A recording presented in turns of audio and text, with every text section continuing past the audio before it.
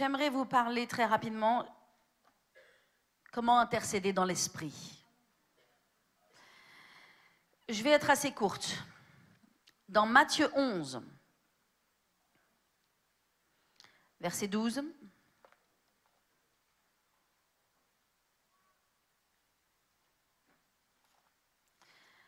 est-ce qu'il y a des intercesseurs dans cette église? Qui est un intercesseur? Amen. Combien de vous pensez que vous avez une onction pour intercéder? Ou bien que vous voulez intercéder? Vous voulez vraiment grandir dans l'intercession? Si c'est vous, levez la main. Gloire à Dieu. Amen, amen, amen. Eh bien que vraiment Dieu réponde à vos prières et à votre désir et qu'il vous donne cette puissance sur vous pour ordonner, déclarer, n'est-ce pas, arracher et planter. C'est la puissance, n'est-ce pas, de cet homme, de cette femme de prière qui sont des gens d'autorité dans l'esprit. L'intercession va libérer sur vous un esprit d'autorité. Amen. Dans l'intercession, il y a de nombreuses choses. Nous savons que, bien sûr, dans l'intercession, premièrement, nous lions, nous arrêtons, nous paralysons les œuvres de l'ennemi. Amen. Par notre prière. Mais dans l'intercession aussi, nous engendrons, nous donnons naissance. Dans l'intercession, il y a l'intercession prophétique, dans laquelle nous prophétisons et nous parlons les choses qui ne sont pas encore et que nous amenons à l'existence. Donc vous devez comprendre, dans l'intercession, il y a plusieurs choses, il n'y a pas qu'une seule chose. Amen. Dans l'intercession aussi, il y a cet aspect de la louange, de l'adoration, de la victoire. Que lorsque l'on s'est battu dans l'esprit, lorsque l'on a libéré les choses spirituelles, on sent cet esprit de victoire et on libère cette adoration prophétique, cette adoration dans l'intercession, vraiment qui contribue à amener les choses de Dieu. La Bible dit dans Matthieu 11, verset 12. Je vous le dis, c'est Jésus qui parle, verset 12. Ok. Depuis le temps de Jean-Baptiste jusqu'à présent, le royaume des cieux est forcé. C'est incroyable ce verset. Le royaume des cieux est forcé et ce sont les violents qui s'en emparent par force. Alléluia. Ce sont les violents qui s'en emparent. Donc, il est dit que le royaume des cieux est forcé. Recevoir les bénédictions de Dieu, parfois, bien sûr, il y a les dons spirituels et il y a les choses que Dieu donne. Et c'est merveilleux quand Dieu donne les choses parce qu'on n'a pas besoin de faire aucun effort. Le Saint-Esprit distribue des dons à chacun comme il le souhaite. Et parfois, il y a le don des miracles, le don de guérison, différents dons, n'est-ce pas? Le don de prophétie, le don de la parole de connaissance, et tout le conseil de Dieu et beaucoup de choses que nous recevons par les dons spirituels. Donc, c'est merveilleux, mais il n'y a pas que les dons spirituels. Et donc, les choses que nous ne recevons pas par les dons spirituels, eh bien, nous allons les chercher dans le royaume de Dieu. Le royaume des cieux est forcé.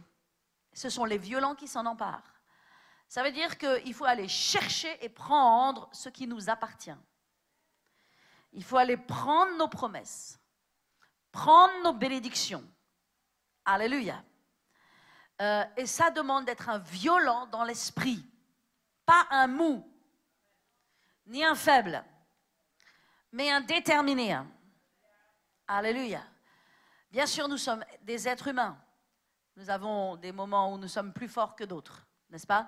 Mais lorsque nous sommes faibles, eh bien, nous nous encourageons les autres, les uns les autres. Eh bien, nous nous encourageons nous-mêmes. J'ai enseigné sur l'importance de s'encourager soi-même. Alléluia. Pour aller chercher nos victoires. Et ça demande un esprit de détermination et de foi. Ce sont les violents qui s'en emparent. Et je pense que c'est en anglais qu'il est écrit « par force ». La version en anglais, la King James, je pense qu'elle dit « by force ». Ils s'en emparent. Ce sont les violents qui s'en emparent par la force.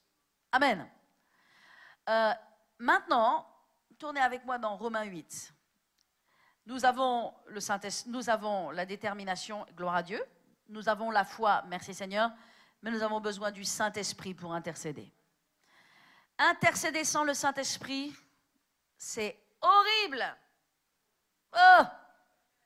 Parfois, je vais dans des endroits où les gens intercèdent et je ne sens pas le Saint-Esprit. Alors, intercéder sans le Saint-Esprit, c'est crier dans le désert, souffler dans un ballon. Alors, je parle aux intercesseurs et je vous dis, vous voulez intercéder? Vous avez un fardeau? Dieu vous a donné un rêve? Il y a une situation, vous savez que vous devez l'exploser dans l'esprit, vous devez produire vraiment un travail spirituel. La première chose que vous devez faire, c'est monter dans la dimension du Saint-Esprit. Tant que nous sommes dans notre raisonnement, tant que nous sommes dans notre pensée, le pasteur Georges a parlé de Jonas. Jonas, dans l'Ancien Testament, n'avait pas le Saint-Esprit. Donc il a prié avec sa force, avec son raisonnement, avec son intelligence, il a plaidé avec Dieu. Alléluia. Nous avons le Saint-Esprit. Et quand bien même, bien sûr, que nous avons besoin de plaider aussi dans l'intercession, il y a le fait de plaider. Néanmoins, avec le Saint-Esprit, nous avons besoin dans la prière, le temps qu'il faudra, mais de monter dans la dimension de l'esprit. Donc, lâchez vos pensées, lâchez vos raisonnements, toutes ces pensées qui se bousculent dans votre tête et qui vous rappellent que vous êtes dans le monde naturel. Amen. Donc, vous devez commencer à prier dans l'esprit et commencer à vous concentrer sur le Seigneur. Vous concentrer sur les promesses de Dieu. Vous devez commencer à monter dans la dimension de l'esprit. Quand vous commencez à monter dans la dimension de l'esprit, vous allez avoir immédiatement de la louange dans votre cœur. Vous allez commencer à magnifier Dieu. Un intercesseur va magnifier Dieu. Nous sommes appelés à magnifier Dieu et pas magnifier les problèmes. Magnifie l'Éternel. Alléluia. Donc, l'intercesseur va monter dans l'esprit et il va commencer à déclarer que Dieu est un Dieu puissant, que Dieu est un Dieu de victoire, que devant Dieu, rien ne peut tenir, qu'il est le créateur du ciel et de la terre. Et il va commencer à l'adorer. Il va commencer à prononcer des paroles puissantes, n'est-ce pas, à propos de la puissance de Dieu. Il ne rend pas Dieu plus puissant, mais Dieu devient plus réel en lui. L'onction de Dieu est en train de venir sur lui. Quand on adore l'Éternel, la présence de Dieu descend sur nous. L'onction de Dieu descend sur nous. Dieu n'est pas plus adoré, Dieu n'est pas plus beau parce qu'on parle bien de lui. Par contre, lorsque je magnifie l'Éternel, lorsque je loue l'Éternel, sa présence, sa puissance devient réelle et concrète sur moi, dans mon temps de prière. Et j'en ai besoin. Alléluia. Donc, ce que fait un intercesseur, il monte dans l'esprit. Dans cette dimension de l'esprit, une fois qu'il commence à y être, il va adorer l'Éternel. Et après, il va être conduit par le Saint-Esprit dans la prière. Je ne veux pas, s'il faut intercéder rapidement parce qu'il y a une situation et qu'on se tient les mains et au nom de Jésus, nous arrêtons, nous prions. Ok, il faut prier tout de suite. Alléluia. Bien, c'est très bien. Mais quand on est dans une réunion d'intercession, ce n'est pas, on ne regarde pas sa montre, parce qu'on a besoin de temps. Il y a besoin de temps pour prier. On a besoin que le Saint-Esprit vienne dans notre intercession. On a besoin que l'Esprit de Dieu se manifeste. On a besoin de monter dans la dimension de l'Esprit. Quand on monte dans la dimension de l'Esprit, on monte dans la dimension de la louange, de l'adoration, on magnifie l'Éternel. Troisièmement, on est prêt pour que le Saint-Esprit maintenant nous utilise. Est-ce que vous comprenez ? Alléluia. Maintenant, le Saint-Esprit va vous utiliser de différentes façons. Parce qu'il y a différentes façons pour intercéder. Peut-être vous allez pleurer. Peut-être vous allez avoir de la pétition. Vous allez plaider avec Dieu. Abraham a plaidé avec Dieu. Amen. Peut-être vous allez enfanter et avoir des gémissements dans l'esprit. Mais ça ne se passe pas de façon mécanique. Ce n'est pas vous qui décidez. Vous ressentez dans l'esprit. Alléluia. Et vous devez prendre le temps d'aller au bout des choses. Peut-être vous allez chasser le diable et prier une prière puissante d'autorité. Peut-être vous allez prononcer des paroles prophétiques et déclarer que les circonstances changent, amener les choses à l'existence. Il y a toutes ces choses dans l'intercession. L'intercession, c'est une variété de choses dans lesquelles le Saint-Esprit va agir au travers de vous pour libérer sa puissance, libérer son esprit. Il a besoin d'un vase, il a besoin de quelqu'un par lequel il va pouvoir faire son œuvre et étendre sa main sur la terre. Alléluia. La Bible dit que Dieu cherche un intercesseur. On l'a lu dans Ézéchiel 22, mais il n'en trouve pas. Mais ce n'est pas le cas dans cette église. Dieu va trouver beaucoup d'intercesseurs. Dieu va vous réveiller la nuit. Dieu va vous donner des rêves que vous allez arrêter, briser, ou si ce sont de bonnes choses de Dieu. Et je vais vous dire une chose, vous venez me voir souvent avec des rêves. Bien souvent, parfois, vous venez me voir avec de beaux rêves et de bons rêves. Les bons rêves ne vous dispensent pas de prier. Tout comme les prophéties, tout comme la parole prophétique du 1er janvier. Elle a été libérée, mais il y a besoin de prier sur cette parole prophétique pour qu'elle s'accomplisse. Il y a besoin de la confesser, de la libérer, de la parler, de la déclarer. Donc quand vous recevez des bons rêves, ne dites pas seulement « Oh, amen, alléluia, Dieu va faire de bonnes choses ». Libérez ces bonnes choses, remerciez Dieu pour ces bonnes choses et libérez ces bonnes choses. Quand vous recevez un rêve qui est un mauvais rêve, dans lequel vous voyez du danger, de la peur, vous voyez un serpent, vous voyez le diable, vous voyez je ne sais quoi, eh bien, vous avez la responsabilité d'arrêter ce rêve, de le briser, de lui interdire de se produire et de prier dans l'esprit selon ce que le Saint-Esprit va vous montrer. Alléluia. Maintenant, dans Romains 8, c'est merveilleux, parce qu'il nous est parlé du Saint-Esprit. Verset 26, il est écrit, de même aussi, l'Esprit nous aide. Oh, alléluia. J'ai besoin d'aide. Nous avons besoin d'aide. L'Esprit nous aide dans notre faiblesse, car nous ne savons pas ce qu'il convient de demander dans nos prières.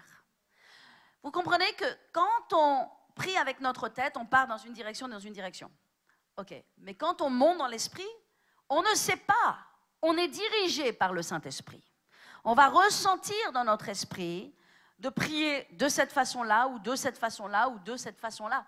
C'est le Saint-Esprit. Le Saint-Esprit vient nous aider. Alléluia. Dans nos prières, car nous ne savons pas ce qu'il convient de demander dans nos prières. Mais l'Esprit lui-même intercède par des soupirs inexprimables, et celui qui sonde les cœurs connaît la pensée de Dieu. C'est le Saint-Esprit qui sonde les cœurs, et il est dans nos cœurs. Lui, il connaît la pensée de Dieu. Lui, il connaît le plan de Dieu. Lui, c'est ce qui est nécessaire pour que les choses se passent. Donc, on a besoin immensément du Saint-Esprit. Parce que c'est selon Dieu qu'il intercède en faveur des saints. Alléluia. On va le relire ensemble. De même aussi, l'Esprit nous aide dans notre faiblesse. Amen. Le mot faiblesse se rapproche du mot infirmité. Donc on peut dire, de même aussi, dans le terme original, l'Esprit nous aide dans nos faiblesses, c'est-à-dire dans nos infirmités, dans nos incapacités, dans nos incapacités à produire des résultats. Voilà ce que ça veut dire. De même aussi, l'Esprit nous aide dans notre faiblesse, dans nos infirmités, dans nos incapacités à produire des résultats. Amen. Car nous ne savons pas ce qu'il convient de demander dans nos prières. C'est pour ça qu'on a besoin du Saint-Esprit. On a besoin d'être conduit par le Saint-Esprit. Et s'il faut passer 3 heures ou 4 heures à genoux sur les genoux, oui. Et je peux vous dire, ça c'est vraiment être à genoux. Hein. S'il nous faut passer 3 heures ou 4 heures, je vais vous dire, quand vous êtes dans la dimension de l'esprit, il n'y a plus d'heures. Vous voyez plus l'heure. Ce n'est pas 3 heures de souffrance, c'est 3 heures qui sont passées trop vite. Parce que vous êtes dans la dimension de l'esprit. Quand vous êtes dans la dimension naturelle, passer 3 heures dans la prière, c'est pas drôle. Hein? Vous regardez la montre, hein, et vous bâillez, hein, et l'estomac a faim, hein, et vous pensez à toute la liste de travail, hein, parce que vous n'êtes pas dans l'esprit. Parce que n'essayez pas d'intercéder dans le naturel. Vous devez monter dans l'esprit. Dans l'esprit, vous allez être conduit par le Saint-Esprit, et là, votre vie de prière, elle devient passionnante. Amen. Et là, vous allez commencer à travailler dans l'esprit. Vous allez recevoir un fardeau de Dieu.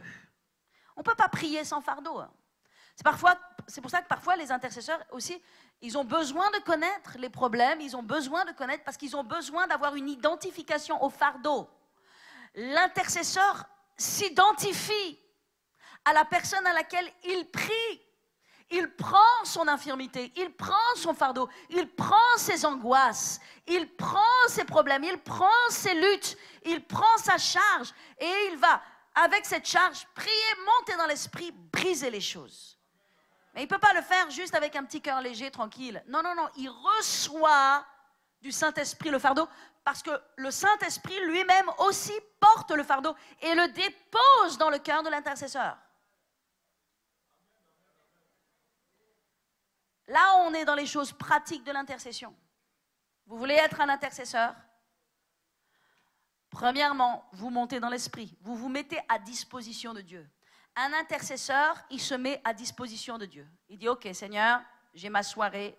Alléluia. Je suis avec d'autres intercesseurs.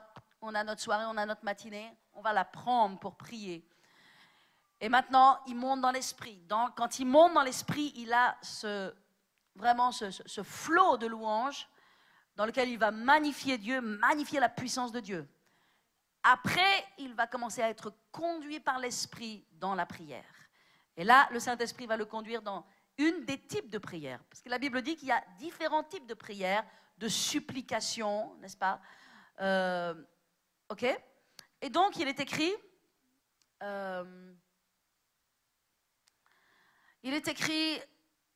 mais l'Esprit lui-même intercède par des soupirs inexprimables. Et parfois, dans l'intercession, il y a une prière qui n'est plus vocale. Vous arrivez dans une prière dans laquelle il n'y a plus de paroles articulées. Attention, c'est par l'Esprit. Hein. Sinon, c'est de la comédie. Hein. Ou c'est attirer l'attention sur soi. Ne faites pas ça. Ne plaisantez pas avec les choses de Dieu. Il arrive dans la prière où on prie avec le Saint-Esprit, bien sûr, on prie en langue. On prie avec notre pensée, n'est-ce pas? On prie en français, on prie, on déclare, on prophétise, on lit, on chasse, on fait, n'est-ce pas? Mais il arrive un niveau de prière où il n'y a plus de paroles articulées. Et là, ça peut être des gémissements dans l'esprit, ce sont des choses, c'est un enfantement. On a parlé de l'enfantement. Et donc, c'est des prières qui sont très fortes, dans lesquelles les choses, on ne sait pas, vous savez, on ne sait pas comment le Saint-Esprit fait les choses. La Bible dit, on ne sait pas comment Dieu forme l'enfant dans le ventre de la mère, comment est-ce qu'il fabrique les os, mais on sait que c'est le Saint-Esprit qui le fait. On sait que c'est l'œuvre de Dieu, Dieu le fait. On ne sait pas non plus comment le Saint-Esprit agit sur la terre, comment le Saint-Esprit se bouge, agit dans le monde entier, mais le Saint-Esprit le fait. Et donc, il y a un moment où on devient vraiment un vase entre les mains de Dieu. Amen. Il n'y a plus même de paroles intelligibles. On n'est plus dans le monde de la raison ou des paroles. On est dans des gémissements. Il peut y avoir des gémissements, il peut y avoir des cris, il peut y avoir des hurlements. Bon, n'effrayez pas les voisins. Amen. Ne soyez pas pris pour des fous. Faites les choses décemment et intelligemment dans un contexte. Amen. N'allez pas offenser qui que ce soit. Quand vous priez, vous intercédez, vous devez avoir la liberté dans l'esprit.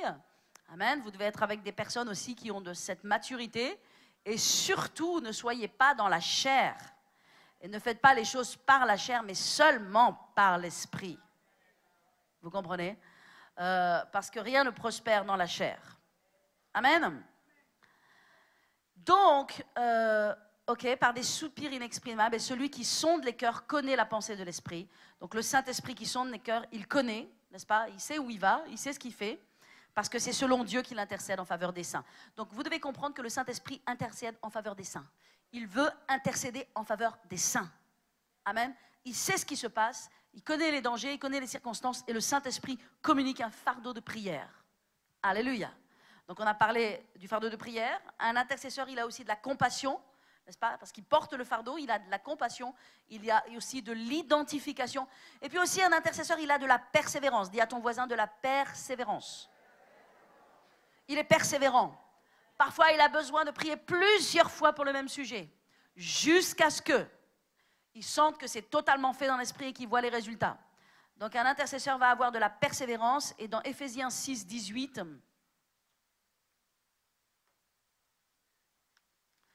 qui est une clé aussi pour l'intercession.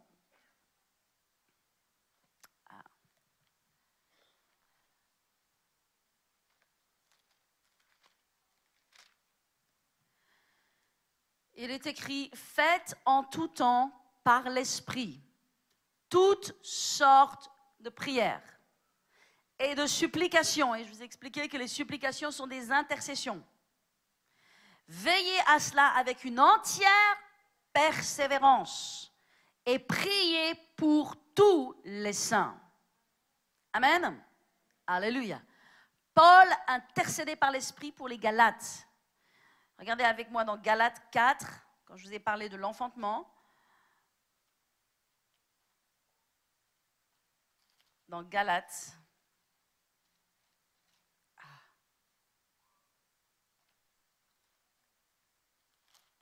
Au verset 19. Il est écrit « Mes enfants, pour qui j'éprouve de nouveau les douleurs de l'enfantement. » C'est un homme qui parle. Ce n'est pas des douleurs de l'enfantement dans le naturel. Ce sont des douleurs de l'enfantement dans le spirituel. Il a donné naissance aux Galates. Il les a engendrés dans l'esprit. Ça veut dire que quand il dit « pour qui j'éprouve à nouveau », c'est qu'il les a déjà enfantés dans l'esprit. Maintenant, on sait ce qui s'est passé pour les Galates. Les Galates ont commencé, ils ont été puissants dans l'esprit, puissants dans la foi. Puis il y a des gens qui sont venus et qui ont contaminé leur foi. Faire attention à la contamination. Il y a des gens qui sont venus amener un message légaliste en disant « mais ce n'est pas par la foi, c'est par les œuvres ». Et ils sont venus prêcher la loi. Et ils ont ramené les gens sous la loi. Et les Galates ils perdaient vraiment leur puissance. Ils étaient devenus légalistes. Il n'y a pas de puissance dans la loi. Lorsqu'on devient légaliste, moraliste, il n'y a pas de puissance. Et donc, Paul dit ici, vous vous êtes égarés. Il leur a dit même, ô Galates dépourvus de sens, qui vous a aveuglés, c'est-à-dire qui vous a ensorcelé, qui vous a manipulé. Et donc, il a dû prier pour lui et il dit « Mes enfants, pour qui j'éprouve de nouveau les douleurs de l'enfantement jusqu'à ce que Christ soit formé en vous. » Et puis, donc, il continue de parler. Donc, Paul lui-même était capable de gémir dans l'esprit, enfanter dans l'esprit, n'est-ce pas, pour libérer les gens, libérer les captifs, pour prier ces prières puissantes. Puis n'oubliez pas qu'un intercesseur, il est juste. Et quand je dis juste, je parle que la prière du juste a une grande efficacité. Quand je dis juste, je dis bien sûr qu'il est justifié par le sang de Jésus. Amen. Ça veut dire que nous sommes tous justifiés ici par le sang de Jésus. Amen. Jésus nous a lavés de nos péchés. Mais néanmoins, nous devons vivre sans péché. Parce que la prière du juste, de celui qui est justifié, mais aussi de celui qui vit dans ce qui est juste et dans ce qui est droit. La prière du juste est d'une grande efficacité. Donc un intercesseur doit faire attention à son témoignage. Un intercesseur ne peut pas vivre dans la dispute. Un intercesseur ne peut pas vivre dans le non-pardon. Un intercesseur ne peut pas laisser des péchés ouverts et conscients et répétitifs prospérer dans sa vie. Un intercesseur doit être un juste qui se tient droit devant Dieu et qui veille sur son cœur, sur sa vie, sur son attitude pour avoir de la puissance dans la prière. Alléluia. Amen. Piège des intercesseurs. Je vous laisse quelques conseils ce soir juste pour terminer. Différents dangers auxquels font face les intercesseurs. Bien souvent, et je vais vous en partager 4, les intercesseurs se sentent ou peuvent se sentir au-dessus des autres. Et il y a le piège de l'orgueil spirituel. Des gens qui prient, des gens qui sont très dans l'esprit, et c'est gloire à Dieu pour cela. Et c'est merveilleux. Et c'est ce que nous voulons, qu'ils soient forts et puissants dans l'esprit. Mais nous ne voulons pas qu'ils basculent de l'autre côté et qu'ils deviennent des tyrans, des gens qui sont durs avec les autres, qui sont dans l'orgueil spirituel, qui pensent que c'est eux qui entendent Dieu mieux que les autres, qui se mettent à diriger ou à dominer les autres. De grâce, évitez ces pièges, évitez ces dangers. Amen. Premièrement, donc, l'esprit de supériorité. Deuxièmement, les intercesseurs peuvent tomber dans le piège de ne plus respecter l'autorité. Et ils se sentent, de la même façon qu'ils se sentent supérieurs, ils se sentent aussi supérieurs à l'autorité. Et donc, ils ne vont plus respecter l'autorité, dire des choses qu'ils ne font pas, des choses qu'il ne faut pas. Voilà, ne pas respecter l'autorité d'une façon ou d'une autre. Troisièmement, attention aux intercesseurs qui peuvent avoir un esprit de jugement ou des prières de jugement. Et ce n'est pas... Nous jugeons les œuvres de l'ennemi, hein, n'est-ce pas? Mais nous ne maudissons pas les gens. Nous ne prions pas contre les gens. Nous lions les œuvres de l'ennemi, nous lions les intentions de l'ennemi au travers des gens, mais nous ne sommes pas appelés à maudire les gens. C'est très dangereux de faire cela. Et c'est un intercesseur qui est vraiment faussé dans l'esprit qui va aller dans cette direction. Ne pas faire cela. Dieu ne vous a pas appelé au jugement ou à la condamnation. Les seules œuvres que nous condamnons, ce sont les œuvres de Satan. Et nous lions l'esprit mauvais qui peut agir au travers de personnes. Mais nous ne maudissons pas les gens et nous ne prions pas des prières de jugement sur les gens. Et la quatrième chose, c'est que les intercesseurs peuvent aussi percevoir le mal constamment et voir tout le monde comme étant un sorcier, un démon sous toutes les chaises, et un esprit mauvais dans la vie de tout le monde, et ils peuvent être aveuglés. Vous comprenez? Ça, ce sont des choses, des pièges graves, très graves, dans lesquels les intercesseurs ne doivent pas aller. Donc, quatrièmement, ils peuvent percevoir le mal constamment, ou bien tout au moins percevoir le mal plus que le bien, et donc être centrés exclusivement sur une intercession qui va chasser l'ennemi, mais qui ne va pas enfanter les choses de Dieu, qui ne va pas libérer la parole prophétique, qui ne va pas libérer les bonnes choses de Dieu. Il faut garder de l'équilibre. Amen. Alléluia. Et puis, dernièrement, et je termine avec cela, les différents types d'intercession dont nous avons besoin dans l'Église.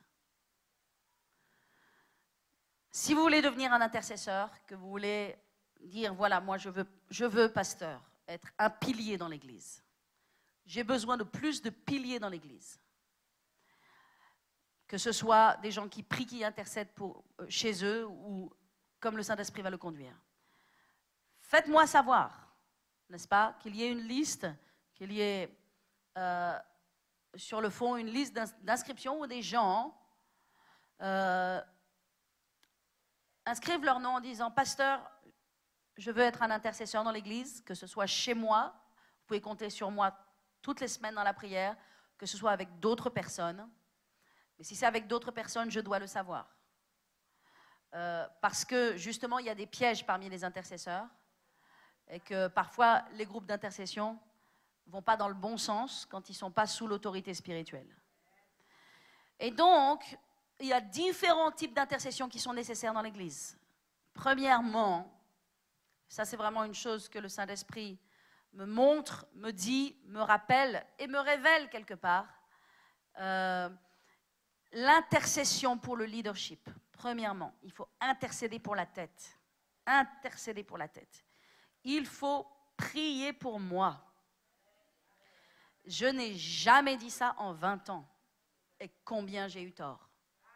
Mais maintenant, je veux dire les choses différemment et cash. Vous devez prier avec puissance pour moi. Je n'ai jamais demandé la prière parce que j'ai toujours senti que je suis là pour vous. Mais j'ai tort de penser comme cela. Bien sûr que je suis là pour vous, hein, mais vous êtes là pour prier pour moi. Et vous devez prier pour moi, pour mon fils, ma famille, ma maison. Pas seulement pour moi, mais vous devez prier aussi pour tous les gens qui m'aident. Tous les gens qui m'aident. Vous devez les couvrir du sang de Jésus. S'il vous plaît, écoutez avec vos oreilles. N'oubliez pas ce que je vous dis. Vous devez prier pour moi, mon fils, ma famille, ma maison. Vous devez la couvrir du sang de Jésus. Continuellement. Et vous devez prier aussi pour tous les gens qui m'aident et tous les gens avec lesquels je travaille. Vous devez les couvrir. Ils sont des cibles. Ils sont des cibles. Et vous devez les couvrir puissamment par une prière puissante et constante. Il ne doit pas y avoir d'arrêt dans le flot de prière. Alléluia. Donc, premièrement, il faut prier pour le leadership de l'Église, c'est-à-dire le pasteur, les leaders, l'organisation de l'Église. Deuxièmement, il faut prier pour l'Église et prier pour les gens, couvrir les gens et prier pour leurs besoins.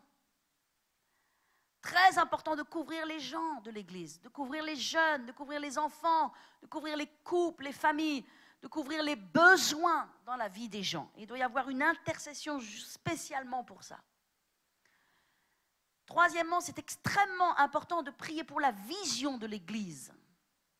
Intercéder pour la vision de l'Église, pour la multiplication. Que toute l'Église parle le même langage. Que toute l'Église marche dans la même onction, dans la même direction, d'un seul pas. Priez pour la vision de l'Église, qui soit dans tous les cœurs. Priez, et en même temps, dans ce sujet de prière, il faut prier pour les nouveaux convertis. Il faut les enraciner en Dieu. Prier, les engendrer dans l'esprit. Alléluia.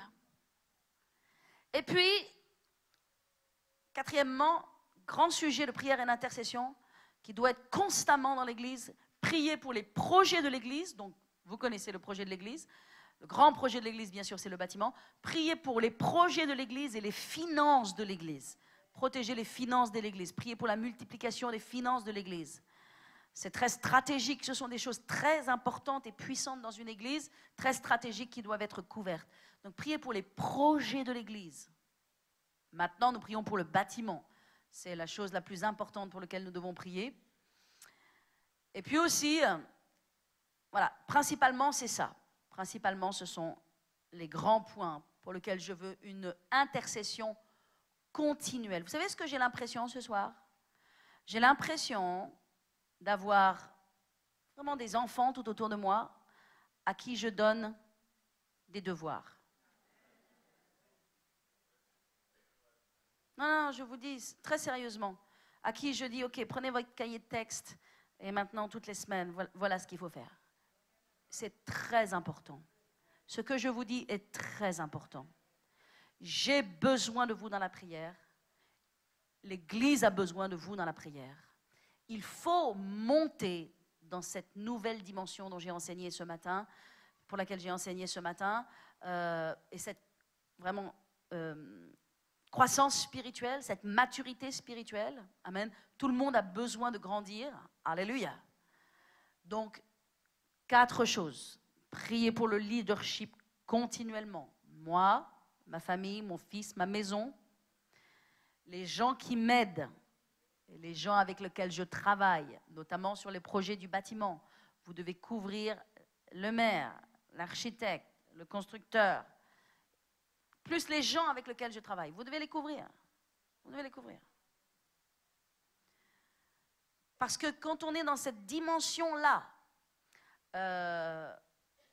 n'est-ce pas, spirituelle, de projets et autres choses dans lesquelles nous avançons, comme je l'ai dit ce matin, on ne peut pas monter dans une nouvelle dimension sans aussi grandir dans le niveau de prière. Donc, grandir dans la qualité de prière, devenir un intercesseur plus puissant qu'auparavant. Amen. Et aussi grandir aussi dans l'équipe d'intercession qui doit être plus large et plus forte. Prier, deuxièmement, pour l'Église et tous les besoins des gens. Troisièmement, prier pour la vision de l'Église et les nouveaux convertis. Quatrièmement, prier pour les projets de l'Église et les finances de l'Église. Ce sont 4 grandes prières stratégiques, très, très, très importantes. Quand on prie pour l'Église, on prie aussi pour l'unité dans l'Église. On arrête aussi les divisions dans l'Église. On arrête aussi les loups dans l'Église. On arrête aussi les faux ouvriers dans l'Église. Voilà, il y a toute cette prière pour l'Église. Ça a du sens pour vous? Amen.